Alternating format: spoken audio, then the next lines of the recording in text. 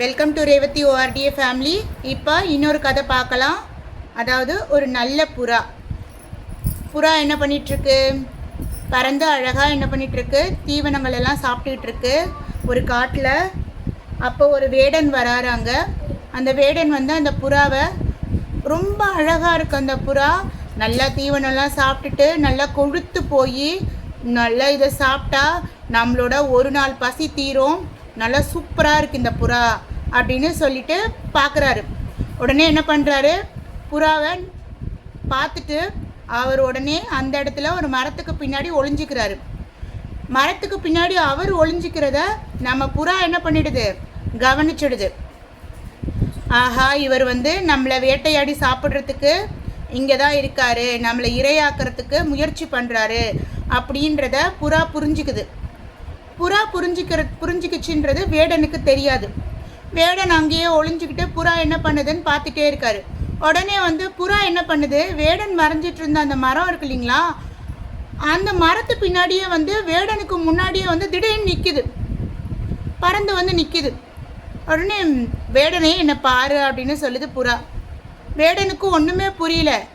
சொல்லு புறா, என்ன உன்னுடைய நோக்கம் எனக்கு புரிஞ்சிருச்சு, நீ எதுக்காக இங்கே மறைஞ்சு நிற்கிற, நீ என்னை இரையாக்க தானே போகிற. ஆமாம், அது எப்படி உனக்கு புரிஞ்சுது? எனக்கு அதெல்லாம் நல்லா புரிஞ்சிடுச்சு, நான் தான் நல்லா கொழுத்து இருக்கனே, நீ இரையாக்கிக்கோ அப்படின்னு புறாவே வந்து சொல்லுது.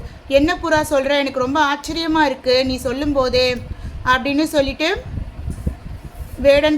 வேடனுக்கு ஒன்றுமே புரியலை புறா சொன்னதை கேட்டு. அப்போ புறா சொல்லுது, எப்படியா இருந்தாலும் என்னை யாராவது வேட்டையாடி சாப்பிட தான் போகிறாங்க, நானும் என்ன பண்ண போகிறேன், இங்கே இருக்கிற தீவனங்களை சாப்பிட்டுக்கிட்டு, இங்கே இருக்கிற அந்த தானியங்களெல்லாம் சாப்பிட்டுக்கிட்டு இப்படியே தான் வாழ போகிறேன். என்ன யாருக்காவது ஏதாவது பிரயோஜனமாக இருக்கணும்ல என் வாழ்க்கையும்.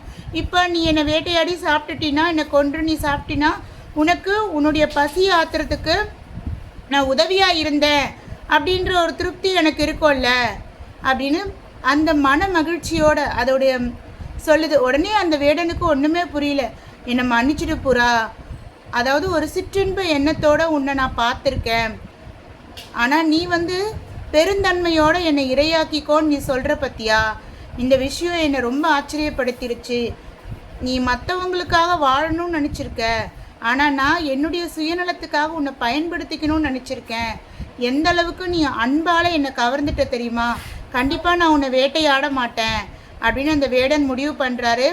அப்புறம் புறா என்ன பண்ணுது, எப்போ போல் தானியங்களை சாப்பிட்டுட்டு இருக்க அந்த காட்டுக்குள்ளே ஒரு வாரம் கழித்து அந்த வேடன் மறுபடியும் புறாவை சந்திக்க அந்த இடத்துக்கு வராரு.